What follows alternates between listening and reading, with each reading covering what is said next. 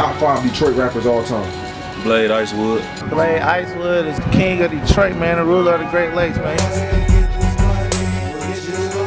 She screamed in the top of her lungs. She was like, Blade just got killed, Blade just got killed. Welcome back to another episode of Tru-Street TV, where we cover everything street related. Hit that like, subscribe, and notification bell, and let's get right into it. Today's story brings us to Detroit, Michigan. Detroit has a very deep history involving music dating back to Motown records in the 60s and 70s. 80s and 90s consisted of artists including Awesome Dre, Smiley, and groups like AWOL and Detroit's Most Wanted. The rich music culture and street culture Detroit held would create many talented artists to come from the city. The man we're here to talk about today is one of the pioneers and regarded as the greatest Detroit rapper of all time by many Detroit natives, Darnell Lindsay, who went by the rap name Blade Icewood. Blade was born on March 14, 1977 on the east side of Detroit off of 7 Mile Road. Blade would attend St. Martin de Porres High School before moving to Southfield, Michigan, where he attended and graduated from Southfield High School. Blade was friends with a guy named G-Rock, whom he met in high school. G-Rock would introduce Blade to a guy named DeJuan Wren, who is known as Street Lord Juan. Blade's family did have money, as his father was a big-time street hustler, and Blade was very popular in high school and around the city. He was also driving a Benz at 16 years old. Niggas who know me know I ain't playing back in skating days. 16 hopping out the Benz with the 2.5, nigga, for sure. He was said to have acted like he was Nelly to get females, as he did look just like Nelly when he was young. Juan and Blade would instantly click, becoming close friends as they were both into music and from 7 Mile. Around 1995, they both would rap as a group, calling themselves Best Friends, or BFI, which stands for Best Friends Incorporated, alongside another local rapper who went by the name Tez. They would release their debut project called Mob Style 2 years later in 1997. Many rap groups would form in the city in the late 90s. One of them, well known in the city around this time, went by Rock Bottom, started by Raphael Howard. Also on the west side of the city, two brothers who went by Yacht and O'Dalla. They were getting money in the streets and wanted to start their own rap label. After a motorcycle accident, Yacht would receive a settlement check and use this to create Big Block Records. Yacht had a vision where he wanted to bring street hustlers and rappers from around the city together to create a collaboration album. It's the Big Block Record store, you know what I'm saying? But Yacht's half-brother Brick would reach out to a well-known hustler/rapper from Joy Road named Jesse James to collab with them. Blade grew up knowing these guys and would later join them, as well as later bringing Juan along with him, as they were all a part of the rap group, the Street Lords. The four original members being Jesse James, O'Dalla, Blade, and Vito the Judge, with Juan and Yacht's cousin Rook joining sometime later. Street Lord Rook would say that he made his first $1 million around the time that he got out of high school, just to give you an idea of how much money these guys were making in the streets. When do you think the first time you touched $1 million? How old were you? The first time you physically seen it? Sure, I was like 18. As soon as I graduated high school, I had probably like $1 million. They were getting shipments of thousands of pounds every 2 weeks, but we'll talk more about that later. Jesse James would also say that he was moving bricks around this time and came to the first studio session with a bulletproof vest on, and the group would all compete with each other lyrically, trying to come up with the best verse, with only the best ones making it to the final songs as they began working on their debut project. I show up with a 40 cal and a vest on. And I know I probably was in the Benz too. I had 8 of them, so I'm quite sure when I first went, I was selling bricks. I was street. I'm full-fledged Joy Road. You know what I'm saying? So I go over there. We kick it. We at the studio. They playing beats and shit. And the feeling was just. Everybody's just showing each other love. It was love. Blade came out with a hit single called Come Roll with the Nigga featuring G-Rock. This song was huge in the city around this time and instantly made Blade a local celebrity and one of the biggest rappers in the city, as the song had a commercial sound while talking street shit and balling, similar to the style we hear from Detroit rappers today. I roll with my niggas, get high with my niggas, count stacks with my niggas, fuck hoes with my niggas, so come roll with a nigga. This song was on the Street Lords' debut album, Rollies Don't TikTok. They put a lot of money into this album, getting features from Spice One, Be Legit, Daz, and Too Short. They also had a song on this project called All My Niggas with Blade Icewood, Fat Mike, Jesse James, Juan, Old, G-Rock, and Vito all having verses on this song. Hip-hoppers on the corner having freestyle sessions. I'm the king of the streets. Roll with elite, waving my glass, showing class, big blocks on my feet. This album was released in 1999, and we all know that a big part of Detroit street culture are the Cartier glasses. Blade was well known for making Cartiers popular and would be one of the first people in the city to put ice in his Cartiers, changing his rap name to Blade Icewood. When you come to Detroit, make no mistake, Cartier sunglasses are a staple. Blade and the Street Lords would also build a connection with street dudes and rappers from Oakland, and Detroit and Oakland are still locked in to this day. Rock Bottom would release a project in 1990 as well. Theirs called Welcome to Alligator City. A member of Rock Bottom who went by Rod Day would say that the Street Lords opened up for Rock Bottom at their first show. By the year 2000, the two groups would engage in a rap beef that is still talked about in the city to this day. GOAT Detroit rapper. So many. Street Lord won for sure, because I was sleep on him coming up, because I was kind of like under the Rock Bottom umbrella, you know, to my peoples. So I ain't really listening to too many Street Lord cats. G-Rock and Jesse James would recall a song that Rock Bottom put out where there were subliminal disses against the Street Lords in rap about bullet holes in the DTS. One of the fellas that got shot up in the DTS, I don't know if he got hit, but it was a shootout and shit. And they said, yeah, put bullet holes in your DTS, the Cadillac and shit. You know what I'm saying? So they like references little shit.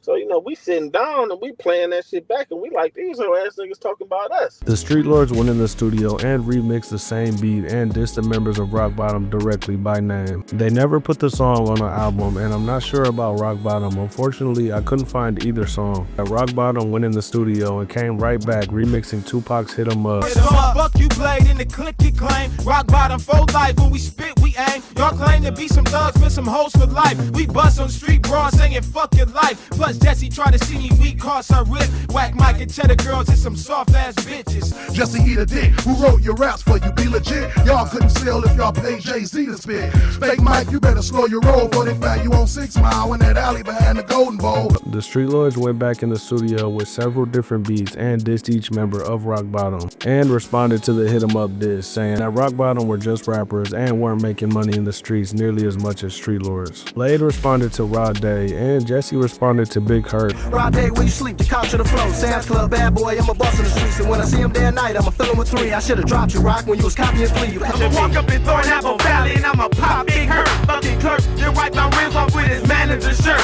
Rock saw my tickets work, he say I ran off. They had run-ins throughout the city with Rock Bottom, and Jesse James will recall Blade having several one-on-one fights with the guy from Dexter and Linwood named Chico. Chico is the uncle of another slain Detroit legend, Dex Osama. If you haven't seen our video on Dex Osama, go check that out. Anyways, they had a couple fist fights, and Jesse recalls a night when they threw 40K at Rock Bottom in a nightclub, and up to this point, no real violence derived from this beef. The city of Detroit would never forget the Street Lord and Rock Bottom era. So at this point, we're still in the year 2000. Another entrepreneur on the east side would drop a compilation album of his own. Antonio Wipeout Cadell was close with several members of the Street Lords, and it was rumored that him and Blade were cousins. Wipeout had a group of rappers from the east side, including Tough Tone, Malik, Lil Dre, and several others. While working on the project, everybody was cool, and several Street Lords featured on this album as well. I'm a Cheddar Boy featuring Lil Cheese, whom is Wipeout's son. Cheddar Boy, baby,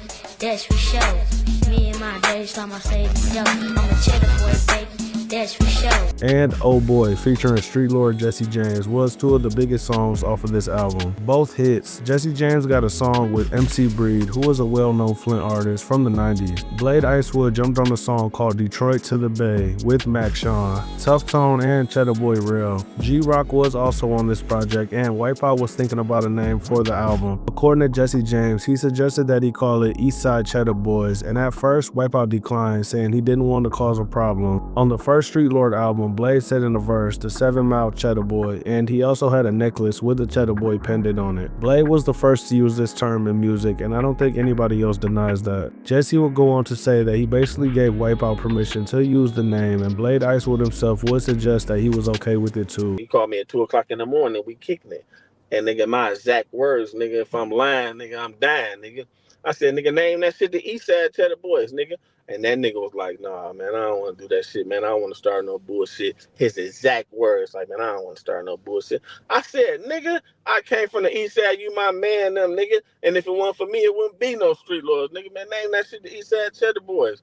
And that's how that shit came about. Meanwhile, the Street Lords were working on their second album, and in 2002, they released Platinum Masterpiece. At this time, Blade Icewood was still the hottest rapper in Detroit, and he started working on his solo album this year. The first track on Platinum Masterpiece is a song called Street Lords with Juan and Rook featuring Beanie Sigel and Freeway. Eastside Cheddar Boys were on this album as well, and Cheddar Boy Malik went crazy on a song called Uncle Jesse James Part 2. Blade switched up his style on a song called Chrome on Them Toys featuring Birdman, E40, and Street Lord Juan. 23s on a two-tone pickup, quick to whip a brick up. A bunch of ghetto niggas clicked up. My crew got everybody from baby to Benny.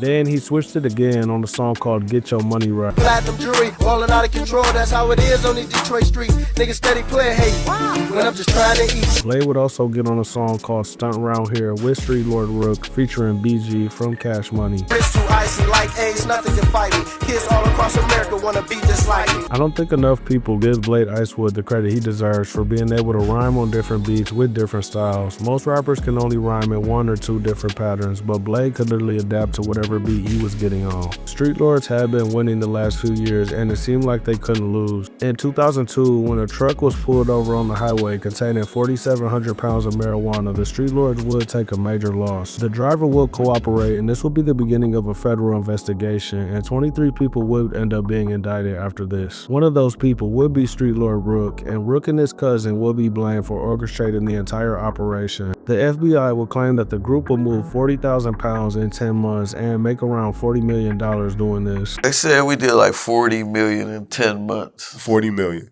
No. Over a 10-month span, we probably sold way more weed than that. Blade's brother Bill would also be indicted in this, and Rook would say him and Bill would go in at the same time. And in between 2002 and 2003, there was a fallout between the members of the Street Lords and the Eastside Cheddar Boys. It was rumored that Blade and his childhood friend Wipeout had a beef over a personal issue that had nothing to do with music. But we'll get back to that in a minute. First, I want to talk about March 14, 2003, when Blade dropped his solo debut album, Still Spinning. The first track is a song called Every Ghetto, where he describes what it's like moving through the trenches. I've been through every ghetto, seen every type of nigga, drunk every type of liquor, blood every type of whipper. G-Rock jumped on a song called Shine, which was a clear diss against Rock Bottom. And Rod Day would talk about this on a podcast with G-Rock a few years ago. Shit, I'm 20-something, peace cost 20-something, and in between something, slang things for 20-something. What pissed me off more than anything in the world, bro, I don't know why. Where that cork on? Is when you say I got a rock in the bottom of my shoe. Damn, man, I got a rock in the bottom of my goddamn brand new Air Force Ones, man. I just bought these motherfuckers. The most important song on this album by far is track 11 and Blade Icewood's biggest hit to this day, Boy Would You. And to this day, Boy Would You and the infamous Blade Icewood dance is legendary in Detroit. Boy, get this money, would you get this money, boy? It was rumored that Blade and Wipeout were cousins. That part is not true, and it was confirmed by Blade Icewood himself when he said that him and Wipeout grew up like family. You know, it was all love until they thought that was a little bit bigger than us. You know, trying to go against it, you know, but shit, you know, it's all love, you know, white, nigga, you my man, nigga, we damn near family, dude. It's always gonna be love, but man. Juan and Wipeout were also rumored to have some personal issues with each other. Jesse James clearly stated in an interview with Dogface TV that Blade and Tough Tone had issues over a couple pounds of weed. If you ain't know, I told you it was a situation about a couple pounds. You know what I'm saying? Right. And so after them two, whatever transpired, after them two fell out about the pounds. The Blade and Tough Tone. And Tough, yeah. Mm-hmm. Tough made a song called Not Boss Up and Take That Money. I mean, I boss up, I took his money, something like that. He did a remix like to Blade, Boss Up and Take Their Money. Tough Tone also said in the song that Blade fronted him some weed and he ran off with the bows, alongside him claiming to have had intercourse with one of Blade's females. Blade is a bitch, I fucked all his hoes. He fronted me some work, I took all his bones. With that said, there was a beef between the two camps, and it started as personal issues that made its way into the music. Although Blade didn't initially respond to this diss, he would send a subliminal shot saying he was the original Cheddar Boy during the video shoot to Boy Would You. I'm the original Cheddar Boy. Original Cheddar Boy and Chief Cheddar. Yeah. Boss up if you mad. Blade had called himself a 7-mile Cheddar Boy and had a Cheddar Boy pendant back then, so after the beef started, there was a back and forth about who was the first to call themselves the Cheddar Boys. According to Jesse James, the Street Lords and the Eastside Cheddar Boys would have multiple run-ins throughout the city. And he would also say that Blade and Wipeout got into multiple fights. A lot of these men began getting indicted by the feds around this time as well. Jesse James was already serving a prison sentence for drug dealing, and in 2004, half of the people in Rook's indictment had begun working with the feds, and he would plead guilty and begin his prison stint around this time. Blade himself would duck this indictment, although his brother Bill was among the 23 men indicted. Blade also released an album around this time, dropping Stackmaster on his 27th birthday, March 14, 2004. It was a DVD as well, and this was a great album by Blade as he raps over commercial beats with the smooth delivery, talking street shit. Blade was ahead of his time with this style. He would also send shots and speak on the beef in multiple songs, including Ride Out. Like when the beef first started, I was plotting on that ass the second we departed. Now you ducking behind cars like this nigga retarded. And the song For Show has well over 1 million views on YouTube as he shouts out Rook, Jesse James, and Brick in this song. Silence or Uzi so I can hit you quiet but quick. What up to my dogs locked down, Rule, Jesse, and Brick. Later in the year, Detroit would take a massive loss as on September 18th, Antonio Cadell, also known as Wipeout, was killed while standing in front of the Candy Bar nightclub on Woodward in downtown Detroit. An innocent bystander, 36-year-old Anthony Robinson, recognized Wipeout and went up to greet the rapper. Right before two men approached and opened fire on them, killing both of them. No arrest would ever be made for this. G-Rock would say the day after Wipeout got killed that some guys came to his block and shot his uncle and his cousin in retaliation to Wipeout's death, although they claimed they weren't involved. Although there were reports that Blade's Range Rover was spotted near the scene of the time at Wipeout's death. The day after Wipeout. There you go. The day after Wipeout, I never knew Wipeout was even dead. Honestly, wasn't no social media, none of that type of shit. So when the next morning, we all on our block, and that's how I found out Wipeout was dead. They came over there shooting, and I'm like, what the fuck? Which, I mean, everybody know we ain't got nothing to do with Wipeout. Wipeout was our guy.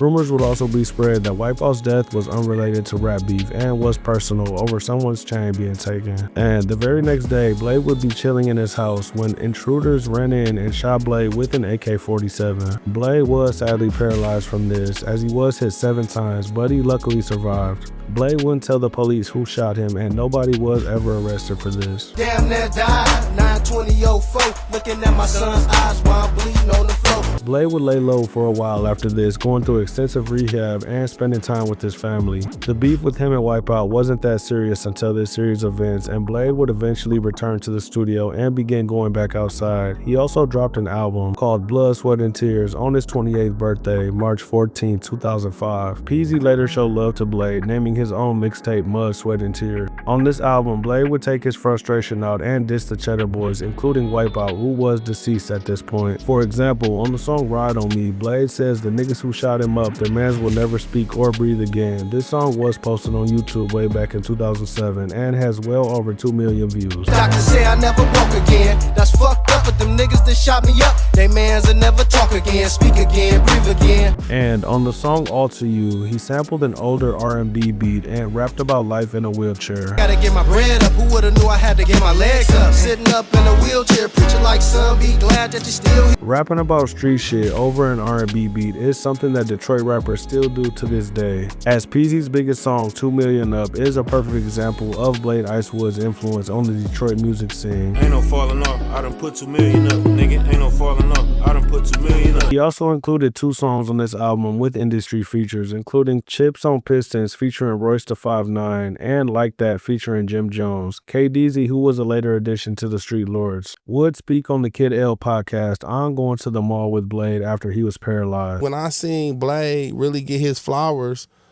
was when he was in a wheelchair. I will never forget that, like us pushing him through the mall, pushing him through Fairline, and seeing people on the 2nd and 3rd level you know what I mean, of the mall and people coming out the stores and stuff and going, Blade, we love you, we love you. And at the mall, Blade realized he still was loved in the city and the city still supported him. But about a month after this, on April 19, 2005, Detroit would take a massive loss. Blade would go to a local car wash located on 7 Mile Road. While at the car wash, Blade would be approached by a gunman. Some witnesses would say that Blade and the man had a short argument, and some would say that the man just walked up and fired multiple rounds into Blade's vehicle. Sadly, 28-year-old Darnell Lindsay would be killed by this, and Detroit would begin grieving as Blade was one of the most popular and well-loved guys in the city. Police would heavily investigate this, and they would soon after name Larry Davidson as their main person of interest. A manhunt for Larry would ensue, and police would end up finding the gun used to kill Blade in Lil Larry's girlfriend's house in Texas. Larry would be arrested shortly after this at an airport in Detroit. Larry would later be convicted of this and be sentenced to life in prison. Standing at around 5 feet tall, he was very active in the streets, as he was also convicted of multiple other serious felonies, including home invasion. Rumors in the streets paint Larry as a hitman, and people would say that someone had money on Blade's life, but Larry wouldn't say why he killed Blade. Larry is 49 years old today, serving his life sentence, currently being held at Oaks Correctional Facility in Michigan. It's also rumored that Larry, along with another man named Dre Carter, who is also serving a life sentence, are the ones who ran in Blade's house, paralyzing him in 2004. Street Lordz Fat Mike and Yacht would also pass away, although I wasn't able to find exactly when, but they were well-loved members, and Yacht's vision is what started the Street Lordz initially.